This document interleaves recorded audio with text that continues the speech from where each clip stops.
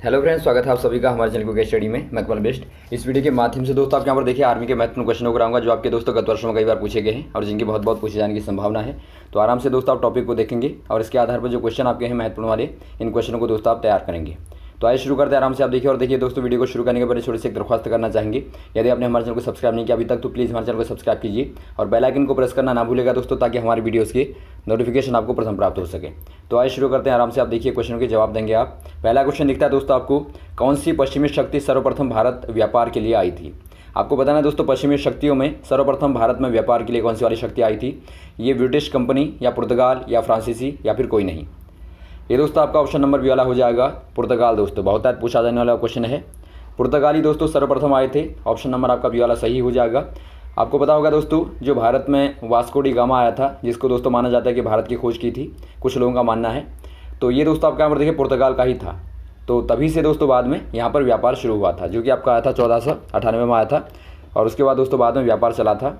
अगला क्वेश्चन यहाँ पर देखिए दोस्तों, भारत में पहली सूती कपड़ा मिल कब लगी थी। आपको बताना है दोस्तों, भारत में पहली सूती कपड़ा मिल कब लगी थी। ये आपके 1854 में, 1852 में, 1860 में या फिर 1890 में।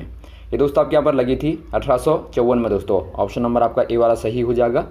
1854 में लगी थी दोस्तों, जो कि आपकी बम्बई में, अब दोस्तों मुंबई कहा जाता है, तो बम्बई में दोस्तों लगी थी, तो पता होना चाहिए आपको।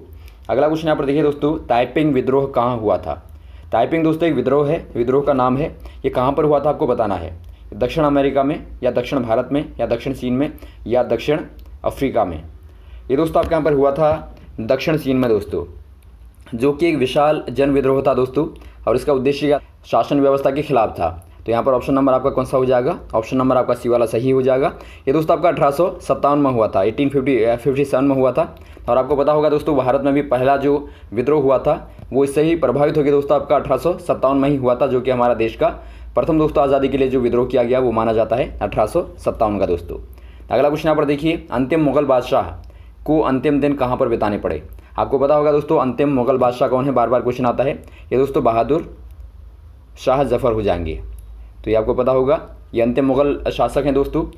इन्हीं की दोस्तों यहाँ पर देखिए, इन्हीं की मूर्खता के कारण यहाँ पर देखिए अंग्रेज़ों ने शासन यहाँ पर किया था। अब यहाँ पर देखिए इनको अंतिम दिनों में कहाँ रहना पड़ा आपको बताना है, रंगून में, इंग्लैंड में या गोवा में या कोई नहीं।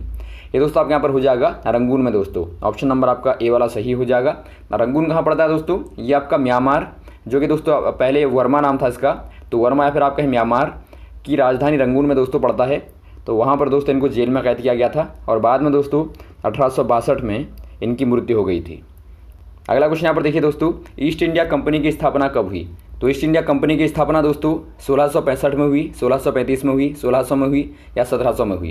ये दोस्तों आपकी 1600 में हुई थी। ऑप्शन नंबर आपका सी वाला सही हो जाएगा दोस्तों। और कहाँ पर हुई थी, गोवा में हुई थी दोस्तों। तो कभी क्वेश्चन आता है कहाँ पर हुई थी, तो गोवा में दोस्तों 1600 में हुई थी। अगला क्वेश्चन यहाँ पर देखिए दोस्तों, मद्रास का गवर्नर कौन था। आपको मद्रास का गवर्नर दोस्तों बार बार क्वेश्चन आता है कौन था, पूछा जाता है। तो ये दोस्तों विलियम बेंटिंग था या टॉमस मुनरो था या लॉर्ड माउंटबेटन था या कोई नहीं।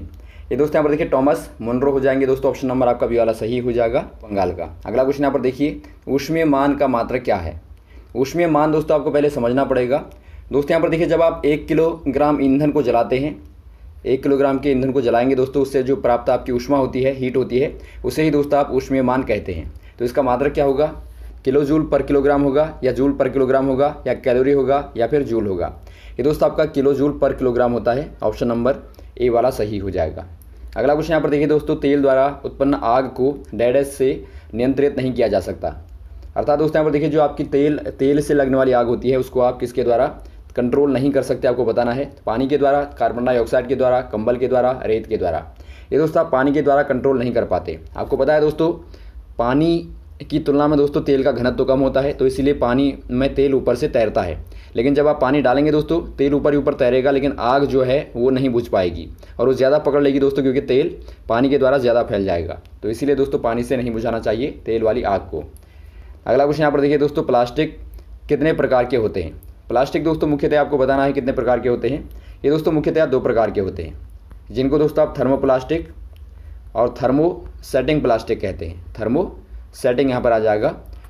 तो थर्मोसेटिंग वाले जो होते हैं दोस्तों आपके मजबूत होते हैं, लेकिन थर्मोप्लास्टिक आपके हल्के वाले होते हैं। थर्मोस्टैटिक में दोस्तों आप बहुत ज़्यादा हीट देंगे तब भी दोस्तों ये विकृत नहीं होते, अर्थात इनका आकार बदलता नहीं है, लेकिन ये दोस्तों आपके आराम से बदल जाते हैं। तो मेलामाइन दोस्तों सर्वाधिक ताप सहने वाला प्लास्टिक होता है। तो यहाँ पर दोस्तों आप 2 में टिक कर देंगे, ऑप्शन नंबर ए वाला सही हो जाएगा। अगला क्वेश्चन यहाँ पर देखिए दोस्तों, फसलों में पौधों के साथ में कुछ अनचाहे पौधे भी उगाते हैं, तो उनमें आप क्या कहेंगे, आपको बताना है। आपने देखा होगा दोस्तों फसल में बहुत सारी, जब आप फसल कोई भी लगाते हैं, गेहूं लगाएं, मक्का लगाएं, कुछ भी लगाएं, तो वहाँ पर दोस्तों बहुत सारे अनचाहे पौधे, मतलब जो आपके जिनको आप नहीं बोए रहते वो आपके जम जाते हैं, तो उनको आप क्या कहेंगे, आपको बताना है। पतवार कहेंगे या झूम कहेंगे या खरपतवार कहेंगे या फिर विनाशक कहेंगे। ये दोस्तों आपके खरपतवार कहलाते हैं। ऑप्शन नंबर आपका सी वाला सही हो जाएगा, खरपतवार। अगला क्वेश्चन यहाँ पर देखिए दोस्तों, निम्न में से एक हार्मोन नर हार्मोन है। नर हार्मोन दोस्तों आपको बताना इनमें से कौन सा वाला है। ये आपका टेस्टोस्टेरोन हो जाएगा या एस्ट्रोजन हो जाएगा या साइटोसिन हो जाएगा या फिर कोई नहीं। ये दोस्तों आपका टेस्टोस्टेरोन हो जाएगा। ऑप्शन नंबर आपका ए वाला सही हो जाएगा, जो कि दोस्तों आपका युवा अवस्था में निकलने वाला मुख्यतः हार्मोन होता है दोस्तों। और यह यहाँ पर देखिए, ये आपका पीयूष ग्रंथि के द्वारा, पीयूष कहें या फिर आप पिट्यूटरी कहें, इस ग्रंथि के द्वारा दोस्तों आपका निकलता है, और इसी के द्वारा दोस्तों वृषणों के द्वारा जो शुक्राणु होते हैं उनका निर्माण होता है। तो ये आपको यहाँ पर याद रखना महत्वपूर्ण वाला है। और यहाँ पर देखिए जो आपका एस्ट्रोजन होता है दोस्तों, ये महिलाओं में निकलने वाला हार्मोन होता है, जो कि बिल्कुल युवा अवस्था में निकलता है दोस्तों। पुरुषों में आपका ये निकलेगा तो आपका महिलाओं में एस्ट्रोजन निकलेगा। और इसमें दोस्तों अंडाशय के द्वारा अंडाणुओं का निर्माण होने लगता है और मासिक चक्र भी दोस्तों आपका शुरू होने लगता है। तो ये आपको यहाँ पर पता होने चाहिए दोनों ही। अगला क्वेश्चन यहाँ पर देखिए दोस्तों, चंद्रमा का पलायन वेग क्या होता है। चंद्रमा पर दोस्तों पलायन वेग का मान यदि आप देखें, जो आपकी एस्केप वेलोसिटी होती है, एस्केप वेलोसिटी दोस्तों आपको पता होगा, ऐसा वेग जहाँ पर दोस्तों आप किसी पिंड को डालें, फेंकें जहाँ से दोस्तों उस वेग से, तो वो पिंड दोस्तों गुरुत्वाकर्षण के क्षेत्र से बाहर चला जाना चाहिए। तो उसी को दोस्तों आप पलायन वेग का मान कहते हैं। और पलायन वेग के कारण ही दोस्तों पृथ्वी पर आपका जो गुरुत्वाकर्षण है दोस्तों, उसके कारण आपका वायुमंडल होता है। तो इनमें से दोस्तों कौन सा होगा, 2.4 किलोमीटर पर सेकंड या 11.2 किलोमीटर पर सेकंड या 7.2 किलोमीटर पर सेकंड या 5 किलोमीटर पर सेकंड। ये दोस्तों आपके यहाँ पर होता है 2.4 किलोमीटर पर सेकंड। यदि आप एक्यूरेट देखें दोस्तों आपका 2.38 समथिंग होता है, लेकिन आप दोस्तों इसे 2.4 कह सकते हैं आराम से। तो इतना दोस्तों किलोमीटर पर सेकंड होता है पलायन वेग का मान चंद्रमा पर। तो ये आपको पता होना चाहिए। इतना कम होता है दोस्तों जबकि आप पृथ्वी पर देखें तो आपका 11.2 किलोमीटर पर सेकंड होता है। तो इसीलिए दोस्तों पृथ्वी पर आपका वायुमंडल पाया जाता है, जबकि चंद्रमा पर वायुमंडल नहीं पाया जाता, क्योंकि वहाँ पर दोस्तों पलायन वेग का मान कम है, तो वहाँ पर हवाएं दोस्तों उड़ जाती हैं, अर्थात वहाँ पर टिकती नहीं है, चली जाती हैं।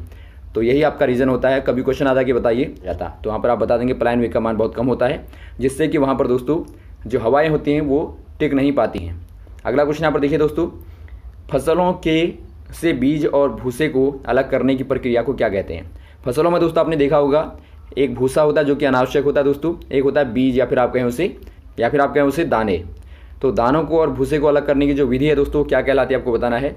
ये आपकी ट्रम्पिंग कहलाएगी या ड्रिलिंग कहलाएगी या थ्रेशिंग कहलाएगी या कोई नहीं। ये दोस्तों आपकी थ्रेशिंग कहलाती है। ऑप्शन नंबर आपका सी वाला सही हो जाएगा, थ्रेशिंग। तो ये रहा दोस्तों आपका महत्वपूर्ण क्वेश्चन का कलेक्शन जो आपने यहाँ पर देखा। उम्मीद आपको अच्छा लगा होगा। यदि आपको वीडियो पसंद आया हो दोस्तों, आप जरूर लाइक करें, शेयर करें, ताकि सभी लोगों तक पहुँचे दोस्तों।